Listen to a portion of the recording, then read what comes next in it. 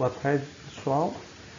Nós vamos começar com a parte de meio ambiente da disciplina de Ciências da Natureza 2.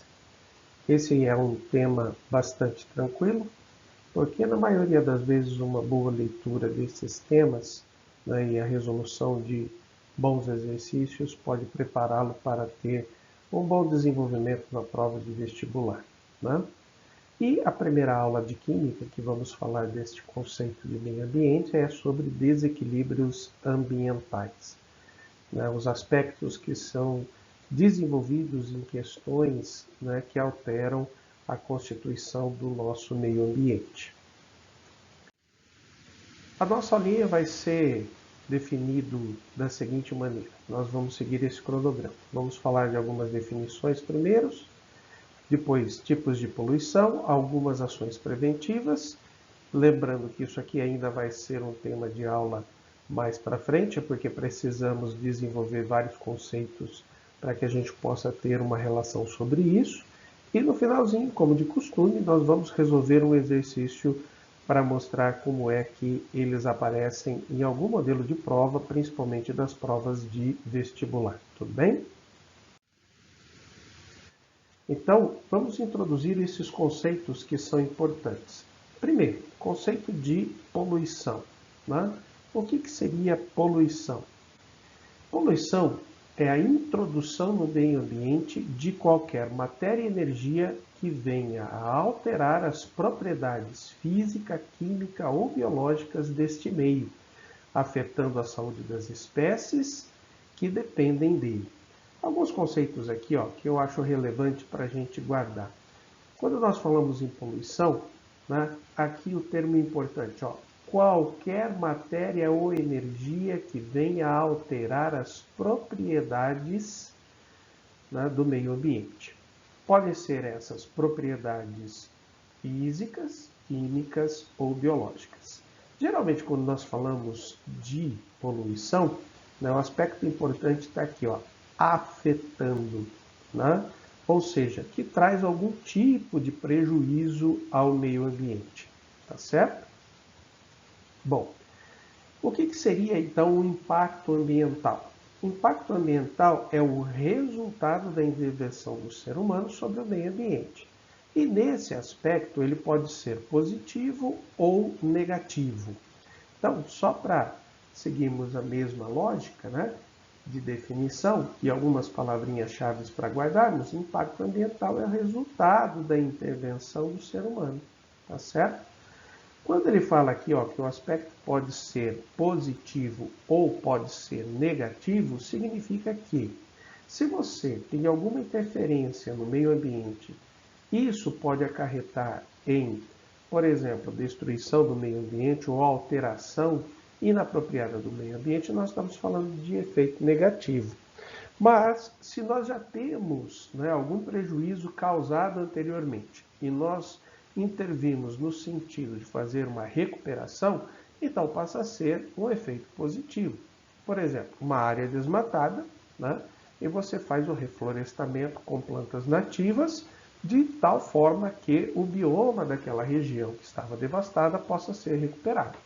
Então, esse impacto ambiental ocasionado, ele tem um efeito positivo. Poluentes. O que seriam poluentes? Poluentes são resíduos gerados por atividade humana que causa um impacto ambiental negativo. Então, mesma situação, resíduos. Resíduos geralmente são aqueles materiais que não têm nenhum valor econômico agregado, portanto, né, de uma certa forma, eles são descartados. E esse descarte, se ele não ocorrer de maneira adequada, ele vai ocasionar, com certeza, um impacto, ou seja, uma alteração no ambiente, e essa alteração será de forma negativa, tá certo? Continuando com as definições. Então, controle da poluição. O que é o controle da poluição? Geralmente, esse controle ele se faz por legislação, né? Existem os órgãos competentes, né, que fazem esse monitoramento, né, das alterações no meio ambiente, né, e tenta controlar essas modificações da melhor maneira possível, né, usando uma legislação específica.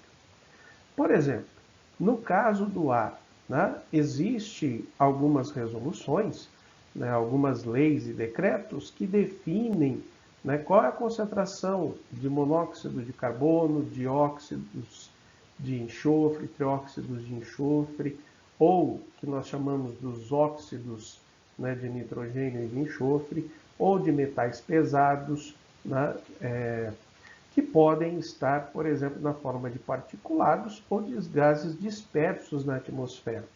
No caso da água, né, a legislação determina qual deve ser a concentração de oxigênio dissolvida, qual deve ser a demanda química por oxigênio ou bioquímica em determinados mananciais, ou a presença de outras substâncias como fenóis, mercúrio e até mesmo a temperatura da água em determinado lago, rio e assim por diante. E no caso do solo, né, também legislação específica que fala sobre a quantidade de erosão, na presença de materiais tóxicos ou até mesmo a presença de aterros sanitários feitos por municípios ou a presença de determinados lixões, que é onde se descarta o lixo produzido por uma determinada cidade. Uma fonte poluidora. O que é uma fonte poluidora? A fonte poluidora é a responsável pela emissão dos poluentes, né? E ela pode ser classificada de algumas maneiras. Primeiro, aquelas que são pontuais e localizadas. Isso podemos colocar como exemplo, né, o lançamento de esgoto, né? Eu coloquei aqui, ó, lançamento de esgoto doméstico ou industrial em efluentes, como córregos, rios que cortam cidades e assim por diante. Essas fontes poluidoras localizadas ou pontuais, né, o grande detalhe é que elas são fáceis de serem identificadas e controladas. Né? Se você tem um ponto de lançamento de esgoto, então você faz ali a canalização do esgoto para que ele possa ser levado até uma estação de tratamento de esgoto e esse esgoto possa ser tratado antes que a água proveniente possa ser reutilizada, lançando-se em rios e lagos, tá certo? A segunda possibilidade, né, de fonte poluidora são aquelas que nós chamamos de fontes difusas e dispersas, tá certo? Essas fontes difusas e dispersas são aquelas que você pode ter a identificação de onde ela foi eliminada, produzida, né? Mas ela é de difícil controle por conta do fato dela se espalhar facilmente. E aqui eu coloquei como um exemplo, né, os agrotóxicos, que são aplicados na agricultura e são dispersos no ar. Então você sabe que numa determinada plantação, numa determinada fazenda, você teve o lançamento de agrotóxico. Geralmente, em grandes propriedades, esses agrotóxicos eles são dispersos sobre a plantação através de aviões. Só que com correntes de ar, né, esse agrotóxico eliminado dessa forma pode seguir até outras localidades, né, em que não foram lançados esses agrotóxicos. Ou até mesmo, né, uma vez lançado, esse material fica sobre as folhas ou fica sobre o solo e quando vem as chuvas, a chuva lava essa superfície e arrasta esse material para lagos, rios ou até mesmo fazendo com que esse material seja absorvido pelo solo e alcance os lençóis freáticos. Esse lençol freático ele pode ser utilizado como manancial de água por uma determinada localidade numa outra região que não foi aquela da aplicação do agrotóxico. E você não consegue fazer o controle. Na verdade, você tenta evitar o uso de agrotóxicos, mas, no entanto, você não consegue fazer com que, mesmo aqueles que foram lançados sob determinadas plantações, cheguem ao lençol freático e possa contaminar outras regiões que são associadas. E os efeitos que a poluição pode provocar? Também podem ser classificados de algumas maneiras, né? Podem ser efeito localizado ou regional, né, que são os mais conhecidos, né? Então, aqui o aspecto-chave, né, que eles são mais conhecidos e são perceptíveis, né? Você consegue identificá-los, né? Geralmente relacionam-se às áreas de grande densidade populacional ou com alta atividade industrial. A gente pode dizer assim, os grandes centros urbanos, as regiões metropolitanas, né, onde se localizam ali grandes densidades populacionais que vão gerar esgoto, vão gerar lixo, né, e aí você precisa de uma infraestrutura para coleta de esgoto, para coleta desse lixo, né, há indústrias que são fiscalizadas para que os seus dejetos, resíduos não sejam lançados, né, em mananciais de água e sejam, de certa maneira, acondicionados de forma adequada, né? Então, eles espalham-se por áreas vizinhas, né, e podem gerar algum tipo de confronto. Por exemplo, né, vamos pensar em alguns confrontos bem simples. Né? Se você tem uma indústria no seu bairro onde você mora, né? Essa indústria pode eliminar gases, né? Então você sabe que, por exemplo, a eliminação daqueles gases pode provocar odores desagradáveis, né? E aí você sabe que esses poluentes gasosos estão interferindo ali na região. No caso aqui da região de Campinas, né, que nós estamos cercados pela indústria sucroalcooleira, dá para observar algumas características quando há safra e produção de cana-de-açúcar. A queima, por exemplo, de cana-de-açúcar provoca, né, a suspensão de fuligem que depois vai se depositando nos quintais, né, vai se depositando sobre superfícies e assim por diante. E traz certos transtornos, como, por exemplo, pessoas que têm problemas respiratórios graves, acaba tendo que limpar, né, a sua residência, os seus quintais com mais frequência em virtude da deposição desse material. Tá?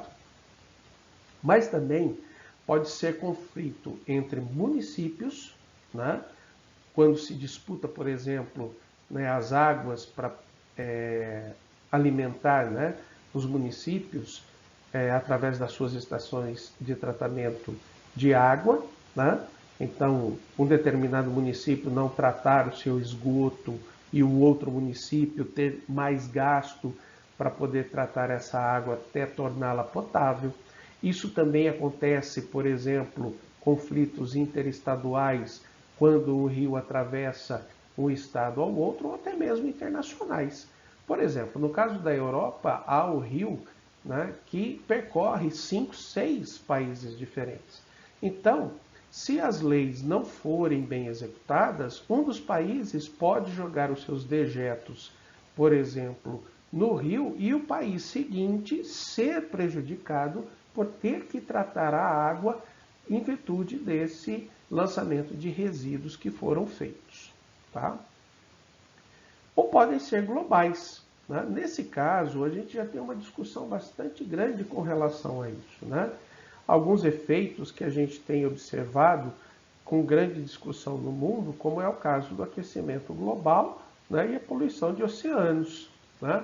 Eles afetam, de uma maneira geral, né, o equilíbrio global, né, e necessitam de um esforço conjunto da sociedade, da mídia, dos governos, das organizações, para que sejam mitigados, ou seja, sejam diminuídos os seus efeitos.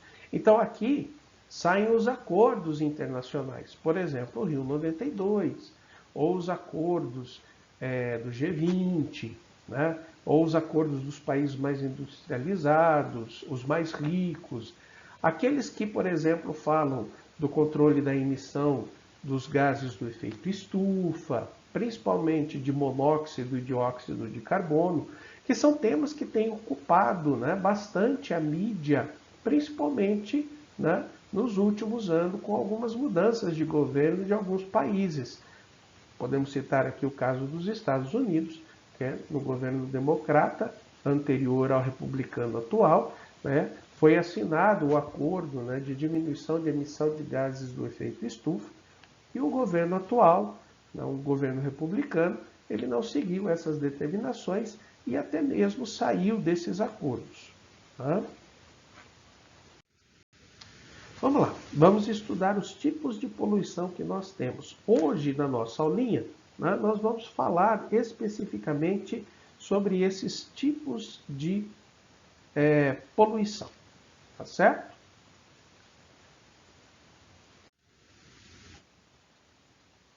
Então, a poluição, nós podemos classificá-las da seguinte maneira. Primeiro, poluição do ar. No caso da poluição do ar, são principalmente ocasionados pela emissão de gases e partículas na atmosfera, tá certo?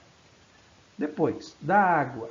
A poluição da água resulta de lançamento de dejetos. Quando nós falamos, né, de dejetos, são aqueles materiais resultantes da atividade humana que não têm valor comercial agregado, então, portanto, podem ser descartados. E esses materiais descartados é que vêm a poluir, né, os mananciais, né, de água. Depois, poluição de solo, né? Então é a presença indevida de dejetos. Eu acho que aqui o exemplo que a gente pode dar de maior poluidor do solo, né, seriam os lixões a céu aberto, né, que ocasionam vários problemas regionais, né, de municípios que ainda utilizam esse mecanismo de descarte do seu material. Nós temos a poluição sonora. A poluição sonora não é muito falada, né, porque ela é muito pontual e ela não permanece no meio ambiente. Mas ela traz vários transtornos, né, principalmente à saúde do ser humano. E para isso hoje existem legislações, né, específicas dizendo, né, até que quantidade de som em decibéis pode ser utilizado, o horário que pode ser utilizado e assim por diante. Né? Então, a poluição sonora é quando o som é difundido acima do tolerável, tá certo? E nós temos também a poluição térmica. A poluição térmica nada mais é do que a inserção de fluidos aquecidos, né, no meio ambiente. Esses fluidos aquecidos pode ser tanto ar quanto pode ser líquido.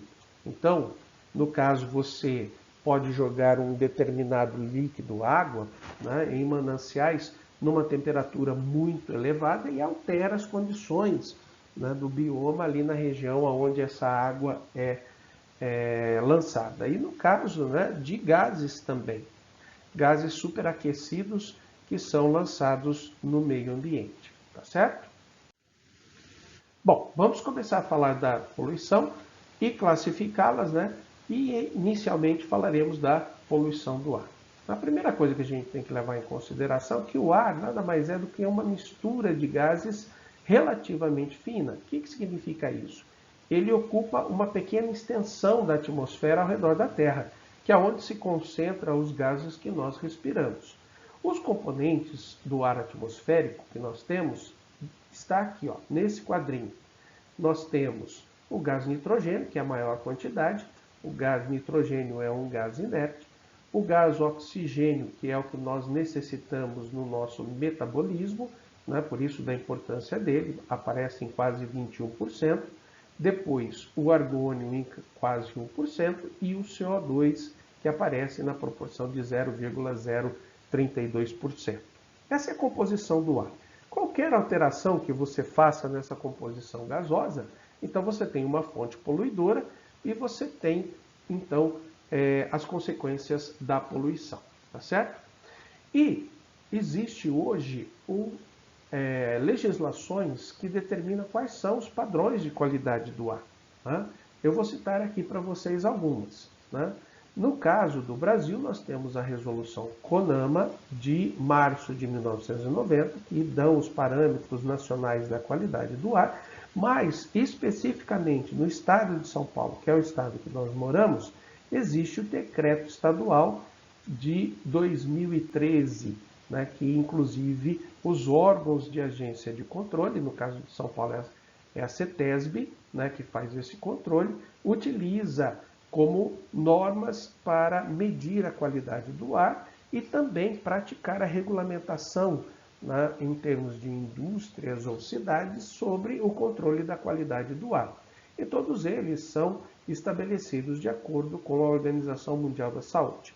Nesses padrões nacionais, nós temos dois tipos de padrões.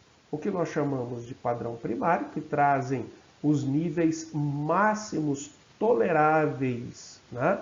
E também constitui médias de normalização para que o ar seja adequado a curto e médio prazo, né? E também nós temos os chamados padrões secundários, que são os chamados padrões preventivos, que são usados para as áreas que não possuem desenvolvimento, né, industrial ou atividade humana, como, por exemplo, os parques, reservas e outros. Tá certo?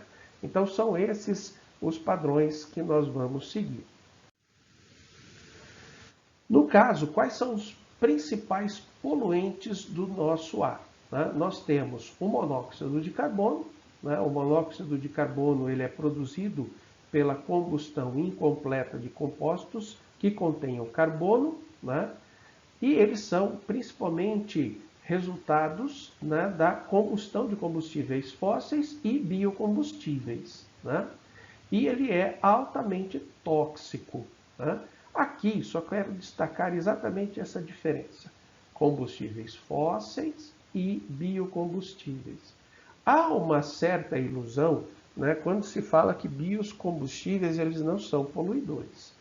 São sim. Se você tiver automóveis ou veículos pesados que usam combustíveis e os seus motores estiverem desregulados, eles vão ser agentes poluentes mesmo utilizando biocombustíveis.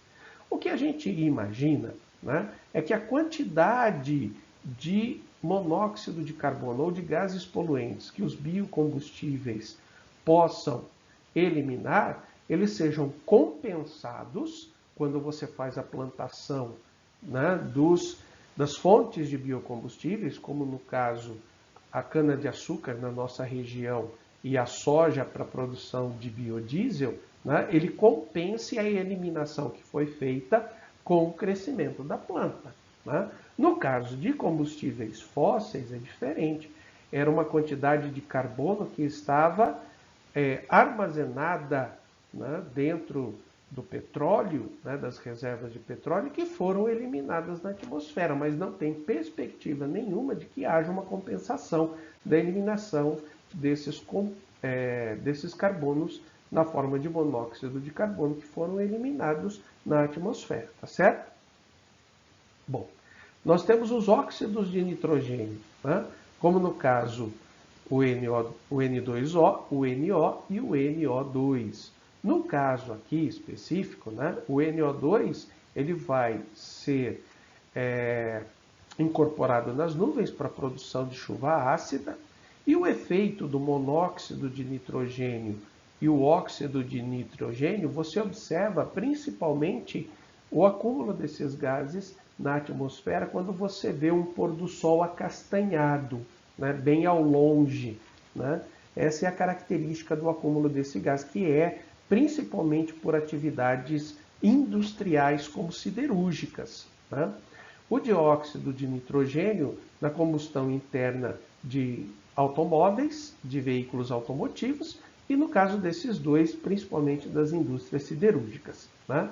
E eles são formados, né, pela reação de nitrogênio e oxigênio. Tá certo?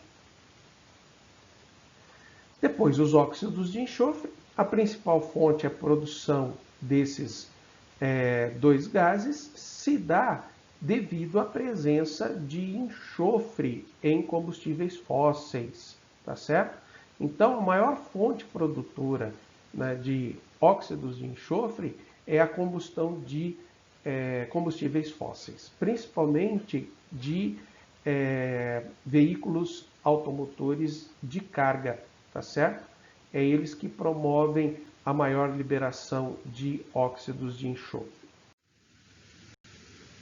Aqui tem um gráficozinho que é bastante importante para a gente analisar a respeito da poluição provocada na atmosfera, né?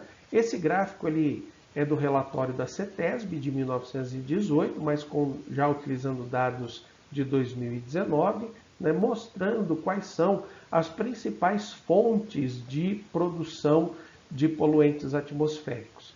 Então aqui você tem uma legendazinha por cor, tá certo?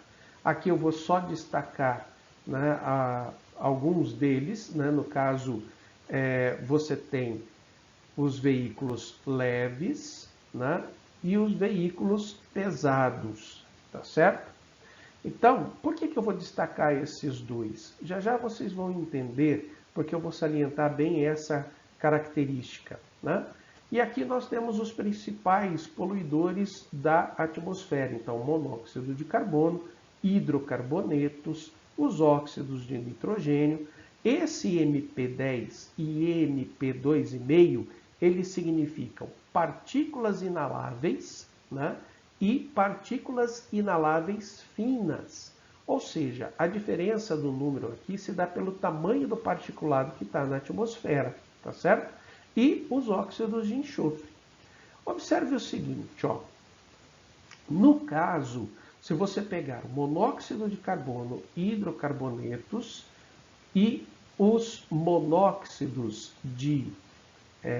os óxidos de nitrogênio, você tem aqui em azul veículos leves, em vermelho veículos pesados.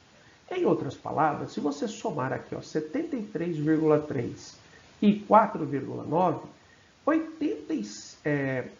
aproximadamente 80% da emissão de monóxido se dá por veículos automotores.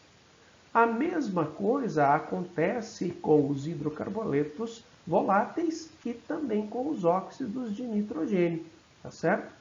E aí, consequentemente, eles são, os veículos automotores, os maiores responsáveis pela poluição do ar atmosférico, devido à emissão destes componentes que são produzidos na combustão interna dos motores, tá certo?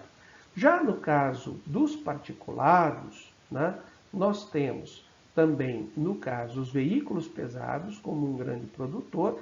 Basta você observar um caminhão em uma rodovia, quando ele está com o seu motor desregulado, aquela fuligem preta que ele elimina pelo escapamento, né?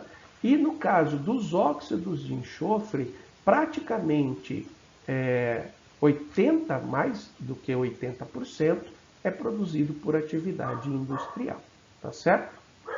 Bem, vamos lá. Outra característica, né, que nós observamos aqui, no caso, eu escolhi um gráfico, né, do mesmo relatório da CETESB, né, por poluentes veiculares, só para a gente ter uma ideia, né, em quantidade, né? Então aqui nós temos a mesma situação, o monóxido de carbono, tá certo? Os hidrocarbonetos, que são voláteis, né, os óxidos de nitrogênio, as partículas que são eliminadas, né, e os óxidos de enxofre. A primeira característica que você observa nesse quadro é a quantidade, ó, 10 a terceira tonelada. Então significa, por exemplo, no caso de monóxido de carbono, que em 2006, né, o estado de São Paulo, porque isso é referente ao estado de São Paulo, eliminava 658 mil toneladas de monóxido de carbono na atmosfera. É bastante, né? Mas observe o seguinte, ó, então, cada uma dessas linhas representa as quantidades emitidas desde 2006 a 2017, tá certo? Então, o maior poluidor que nós temos aqui ainda é o monóxido de carbono, tá certo? Produzido por poluentes veiculares, tá? Mas observe, ó, de 2006 até 2017, nós estamos falando de 11 anos, nós reduzimos pela metade a eliminação do monóxido de carbono. Aliás, se você olhar qualquer uma dessas linhas que estão caracterizando aqui, você observa nesses 11 anos um decréscimo bastante grande, tá certo? Isso em função de veículos automotores, né, que estão renovando a frota, e esses veículos automotores eles possuem tecnologias novas. Diminuição do consumo, escapamentos com catalisadores mais eficientes, né, e assim por diante. Então, toda essa tecnologia automobilística que nós observamos influencia na questão de poluentes. Mas há uma característica bastante interessante aqui. Ó.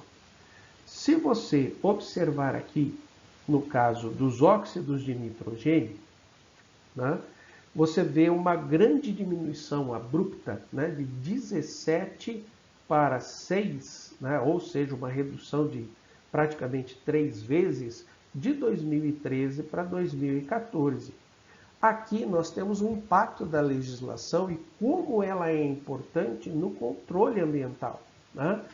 Nesse aspecto, no ano de 2013 para 2014, né, nós tivemos uma legislação que obrigava as refinadoras a distribuírem um diesel, que é o combustível automotor, né, de veículos pesados, veículos de carga, com menor concentração de enxofre.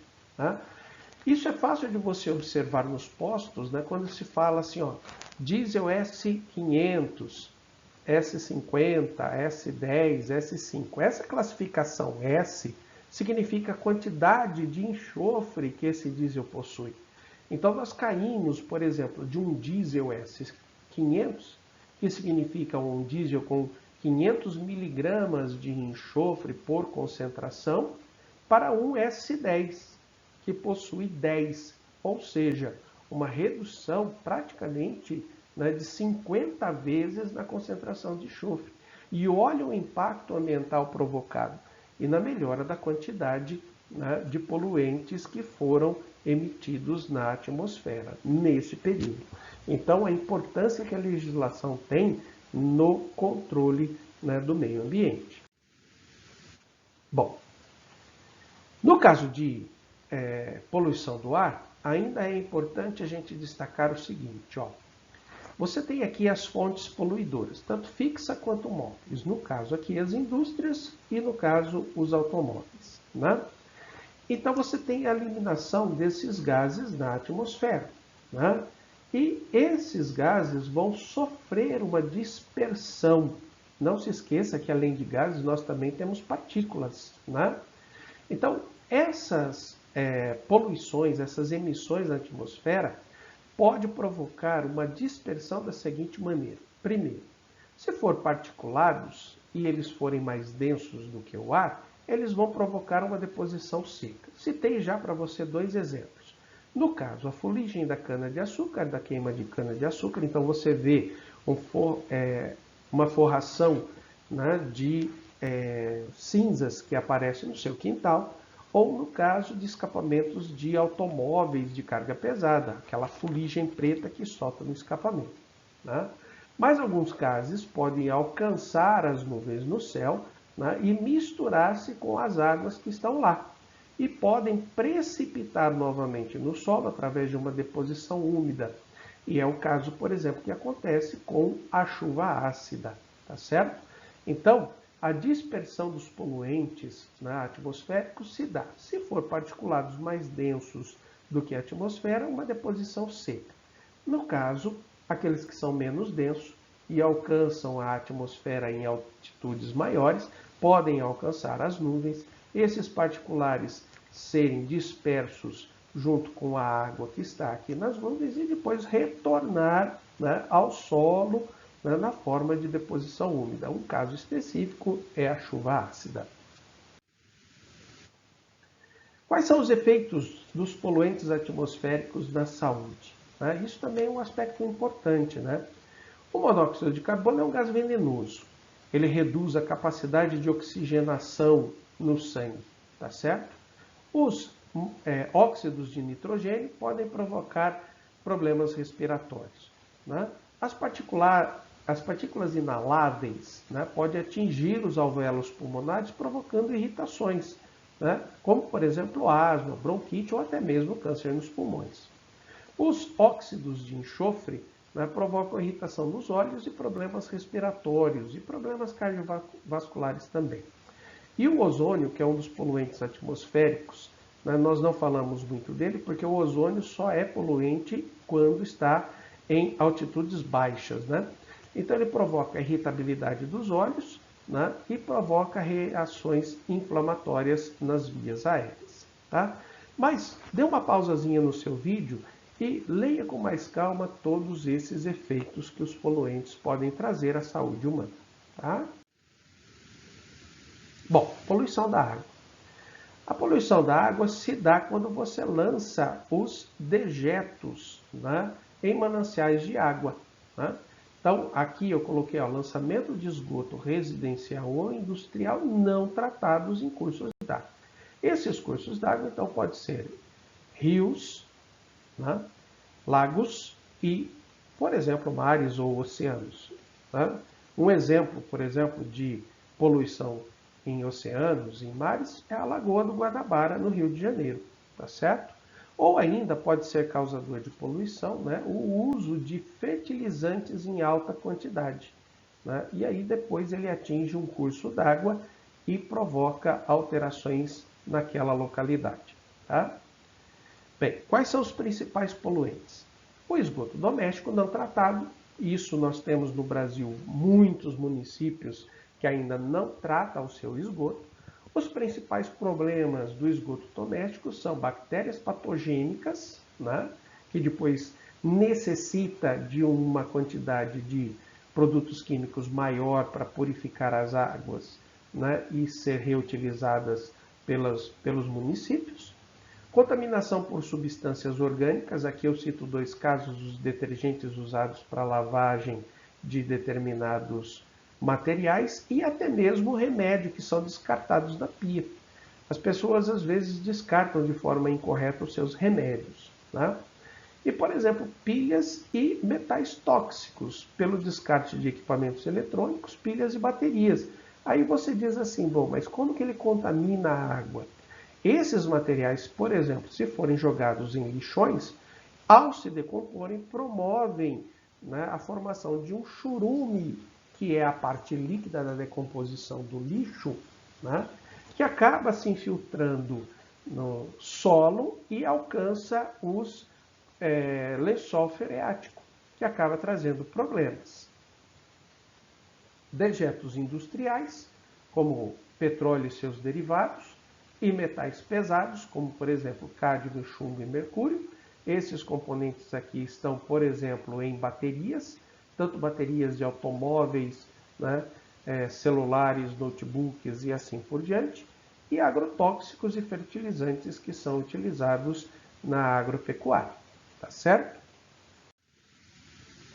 Bom, os poluentes da água podem provocar alguns efeitos. Eu vou citar dois, mas esse assunto nós vamos trabalhar mais na frente. Um deles é a eutrofização. O que é a eutrofização? Quando você tem excesso de nutrientes, né, por exemplo, na agropecuária, quando você usa fertilizantes, provoca, né, esses nutrientes são carregados pela água até mananciais, né, pela água da chuva até mananciais, provoca aumento de biomassa, né, que seriam algas que são nutridas por esses fertilizantes, que diminui a quantidade de oxigênio, provocando morte de organismos, né, sensíveis à diminuição da quantidade de oxigênio, e também provoca um aumento da demanda bioquímica por oxigênio. Aqui apareceu essa siglinha DBO, mas DBO significa demanda bioquímica por oxigênio, mas também temos a DQO, que é a demanda química por oxigênio. Quando você tem uma quantidade de matéria orgânica ou inorgânica que está sofrendo decomposição, ela necessita por maior quantidade de oxigênio. Então, se você tem morte de organismos sensíveis pela falta de oxigênio, vai aumentar ainda mais a quantidade de matéria orgânica em decomposição, que demanda mais consumo de oxigênio. E, consequentemente, vai haver um predomínio de bactérias anaeróbicas, né, que irão ainda consumir mais a matéria orgânica e vão se proliferar de uma maneira maior. né? Vou citar um exemplo bem da nossa região. Será que a cana-de-açúcar pode provocar a eutrofização? Então vamos lá. A plantação de cana-de-açúcar necessita de fertilizantes. Esses fertilizantes geralmente são compostos no que nós chamamos de NPK. Nitrogênio, fósforo e potássio são símbolos químicos, né, desses 3 elementos químicos. Em excesso, quando a chuva vem, arrasta esses nutrientes para o rio, tá certo? Esses nutrientes fazem com que algas aumente a sua população. Aumentando a população dessas algas, né, vai haver uma diminuição do oxigênio que irá provocar exatamente a eutrofização, que é a morte de organismos sensíveis que necessitam de oxigênio, aumento da matéria orgânica, né? Consequentemente, aumentará o consumo de oxigênio para a decomposição dessa matéria orgânica, prevalecendo o domínio de bactérias anaeróbicas, tá certo? E, consequentemente, você tem a morte, né, do bioma nesses rios, tá certo?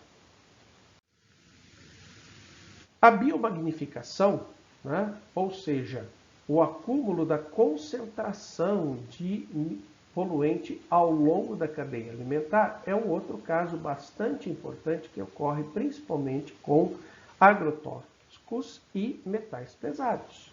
Aqui tem um exemplo. Suponha que alguma fonte poluidora tenha jogado algum metal pesado, né, num curso d'água. Quer um exemplo? Mineração, que usa mercúrio, né, para formar amálgama para a separação do ouro do cascalho. Esse mercúrio, quando for retirado por aquecimento, né, ele acaba indo para o curso d'água. Lá no curso d'água, esse metal pesado acaba se incorporando principalmente na pirâmide inicial da cadeia alimentar, que são os autótrofos.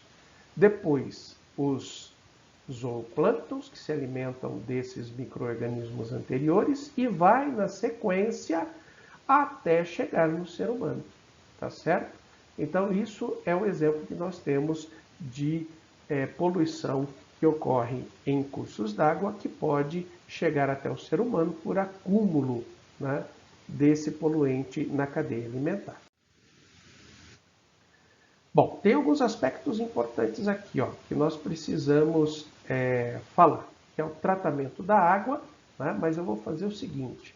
Para falarmos de tratamento da água, eu vou quebrar o nosso videozinho, vou dar um intervalinho aí, né, para que você possa terminar a forma como você avalia essas questões e, na sequência, voltamos com o tratamento da água.